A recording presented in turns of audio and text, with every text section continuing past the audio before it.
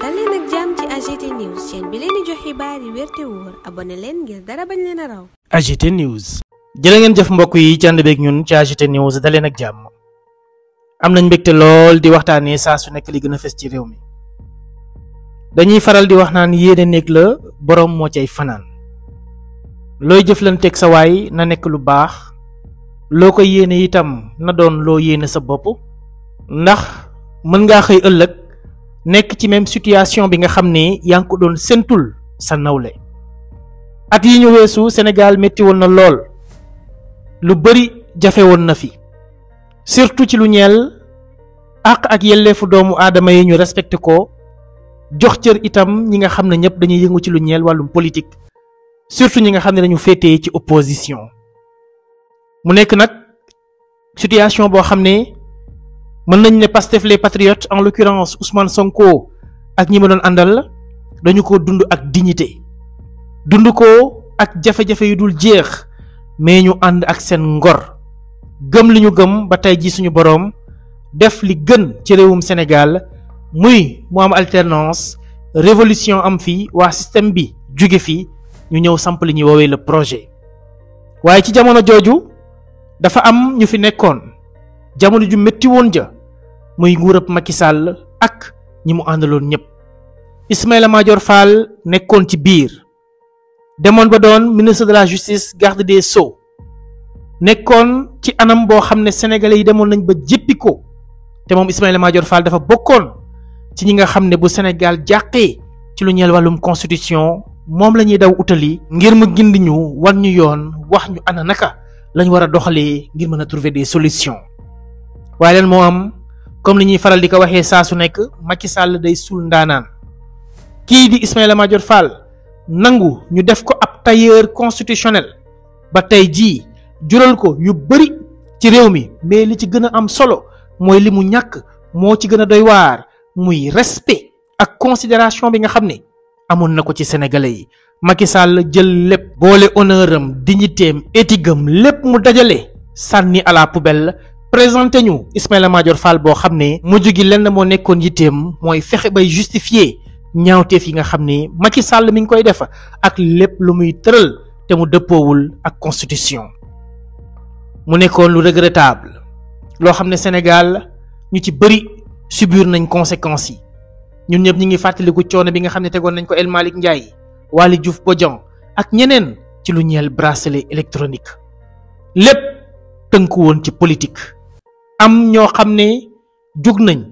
bëgg a jël réew mi bëgg a soppi doxalinu réew mi bëgg indi seen xalaat seen vision ci réew mi niñ koy doxalee ngir mën a indil sénégalais yi noflaay ak coppite ci seen dundin lépp nar a tënku ci voie de développement yi nga xam ne bëgg nañ cee jaar. gars yi ne loolu du fi amee ñii il faudra que puisque ñoom ñi ngi def seen kéemtalaay kattan ngir bëgg a jël nguur gi ñu def leen ay mbir yoo xam ne dina tax ñu gàllankoor leen ba duñu bokk wala bokk sax dootuñu ko tal. te stratégie yooyu nga xam ne ñoom ñi ngi ko doon def wala doon ko tëral bracelet électronique yi daf cee bokkoon tout simplement ngir tënk gars yi ba seen dem ak i dikk dootul mën a demee comme na nga xam ne noonu lañ ko doon defee. ndax yenn accusation yi nga xam ne yëpp moom lañ jëloon teg ko ci seen kaw ngir mën leen a takkal yooyu le bracelet électronique lenn képp moo ci amoon mooy ne ay tuuma ngir ñoom ñooñee yéene bi ñu amoon ci ñoom ñu mën koo mottali. tey dem nañ ba suñu boroom def li gën Sénégal gii nañ doon bundu xataal doon dëggatee seeni àq ak yelleef ñoo ko yor ñoo koy gérer ñoo koy diriger. mu nekk nag situation boo xam ne kenn ku ci nekk war na cee def jàngat surtout Ismaïla Madior Fall. moom Ismaïla Madior Fall mooy borom bracelet électronique yi ci wàllum bracelet électronique yii ci la amee jafe-jafe ci wàllum bracelet électronique yii ci la lépp retourné woo contre moom ci wàllum bracelet électronique yii ci la demee dema dem ba tey jii moom ci boppam moo nekk ki koy dal di takk. muy lu doy waar muy situation boo xam ne moom Ismaïla Madior Fall jamono bi muy taxaw ci assemblée nationale di yëkkati ay kàddoom di justifier lan moo waroon bracelet électronique yi sóoraale wutoon boppam. suñu boroom tey jàngal na ko ana lan mooy pouvoir ana lan mooy dëgg te naka la ko jàmm bi war di doxalee ak war di ko dundee. moom Ismaïla Madior Fall moomee sax ay kàddoom yawoon ci assemblée nationale la ñuy teewlu doo ko dikkaat ci suñu jàngat. bu leen fàttee abonné aimé vidéo bi partagé ko ngir ñu bëri mën cee jot ñu teewlu ko. Si ça va régler le problème, le bracelet électronique. Et ça aussi, c'est pas des chimères, c'est pas du rêve, on ne parle pas du futur, c'est déjà installé. C'est déjà effectif. Il y a des députés, je voudrais en profiter pour les remercier, qui étaient là lorsqu'on lançait le bracelet électronique, avec notamment le centre de surveillance électronique, qui est le premier centre de surveillance électronique d'Afrique de l'Ouest, et le deuxième en Afrique, où on va permettre maintenant à des citoyens sénégalais, si on est en matière d'instruction, de rester sous instruction, mais de ne pas aller en prison. Parce qu'on va leur mettre le bracelet électronique. S'ils font l'objet de condamnation pour certaines infractions et certaines condamnations, ils sont éligibles au bracelet électronique. Et on pourra leur mettre le bracelet électronique. Ils vont rester chez eux, vaquer à leurs besoins, pouvoir travailler et rester avec leur famille. Le bracelet électronique, c'est ça qui va le permettre. Et ça, c'est du moderne. Donc quand on dit modernisation, c'est pas du mot. C'est pas du mot que la modernisation là-dessus, c'est une réalité au Sénégal. 1000 bracelets électroniques, on va en acquérir encore 1000. Après expérimentation, on va voir. Mais je vous rassure, toutes les infractions ne sont pas éligibles au bracelet électronique. C'est bien encadré dans la loi. Je n'ai pas le temps, c'est pour ça que je ne peux pas revenir dans les détails. Mais je vous dirai juste quelque chose. Les cas de détournement de deniers publics ne sont pas concernés. C'est pas parce qu'on a détourné des deniers publics qu'on est... Sauf si on rembourse l'intégralité des montants qui sont en question. Là, on peut être éligible au bracelet électronique. Donc le bracelet électronique ne concernera pas certaines infractions, comme le viol ou certains types d'infractions graves. Mais ça permettra une mesure pour gérer l'instruction, que l'individu soit à la disposition de la justice, parce que vous l'avez tout à l'heure rappelé, honorable Birame Souleye Diop, parfois c'est des problèmes de garantie de représentation, mais désormais le problème ne se posera plus. Vous serez libre tout en restant à la disposition de la justice. Et lorsqu'on verra aussi qu'un individu condamné, homme ou femme condamné à un bon comportement, lui mettre aussi le bracelet électronique et lui permettre et faciliter ainsi sa réinsertion sociale. mi ngi noonu kon ñoo déggandoo kàddu yi nga xam ne Ismaïla Madior Fall yëkkati woon na ko fële ci assemblée nationale jamono jooju ñi ngi voté budget bu ministère de la justice ñeel atum 2023 tey jii ñi ngi ci atum 2025 moom la mu introduire woon naam mën nañ ne ci principe bi lu baax la ndax ki nga xam ne war naa mën a dem kaso nar faa toog aw diir le temps que instruction bi di daal di jàll moom moomee fekk deful loo xam ne dañ koo criminaliser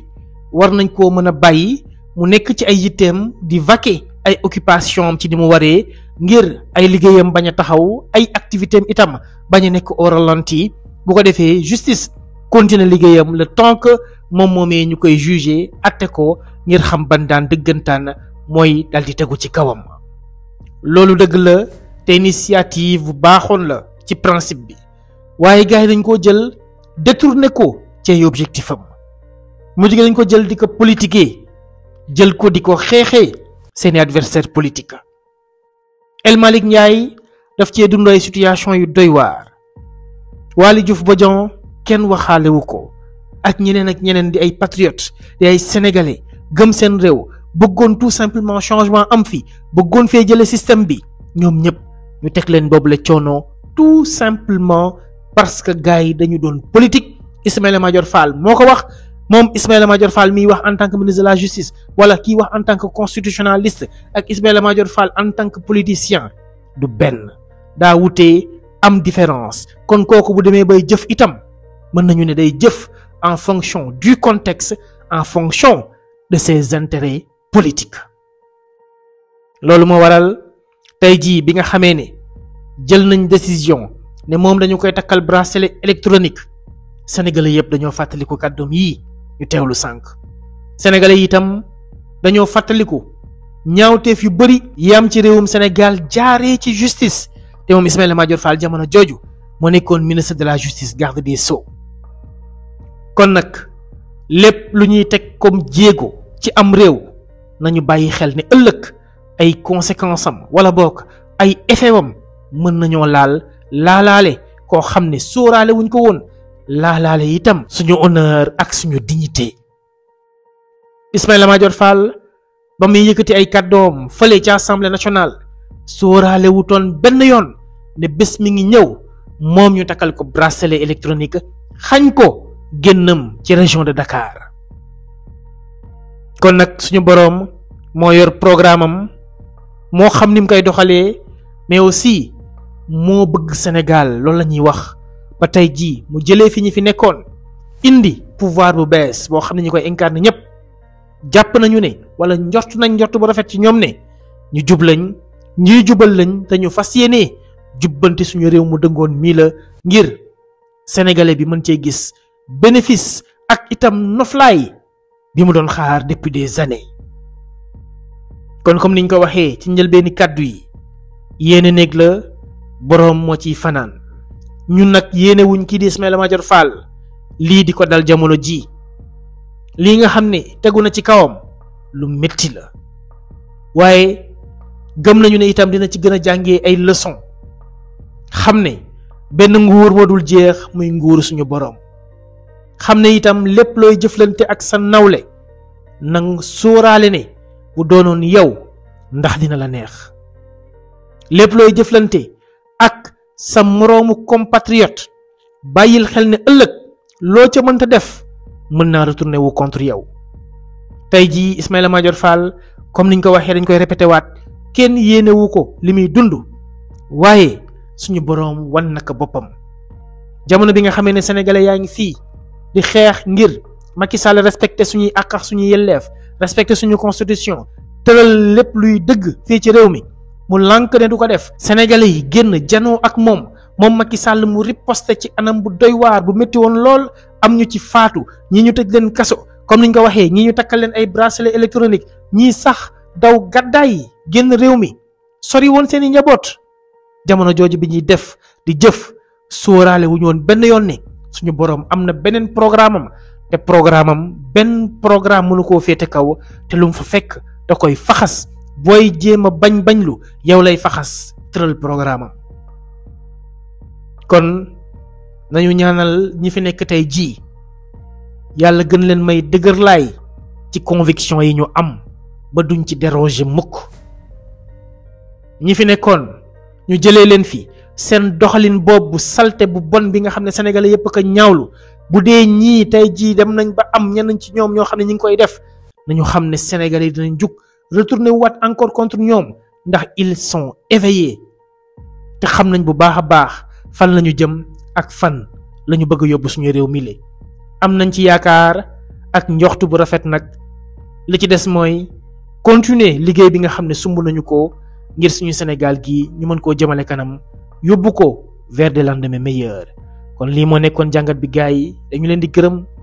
jaajëfal leen ñu joxante di daje beneen yoon ci beneen jàngat jërë ngeen jëf. AGT News.